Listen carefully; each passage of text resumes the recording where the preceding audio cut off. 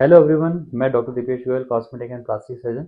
आज जो मैं जिनसे आपको मिलाने जा रहा हूँ वो हमारे पेशेंट हैं मिस्टर शोएब, जिन्होंने आप हमसे करीब 6 मंथ पहले हेयर ट्रांसप्लांट कराया था।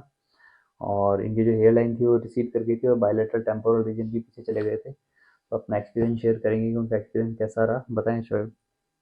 जी सर, एक्सपीरियंस तो बहुत अच्छा रहा है।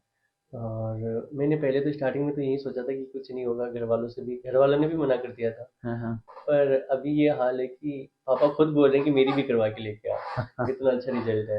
तो मैं अभी खुश हूँ इससे। Thank you. तो आपको भी यदि हेयर ट्रांसप्लांट कराना है और आप चूज़ नहीं कर पा रहे हैं कि कहाँ से कराएं, तो कॉन्टैक्ट नंबर और एड्रेस हमारे यहाँ दिया हुआ है। आप हमें व्हाट्सएप करके फ़ोटो भेज सकते हैं, हम आपकी सारी क्वेरीज को सॉल्व करने की कोशिश करेंगे। धन्यवाद।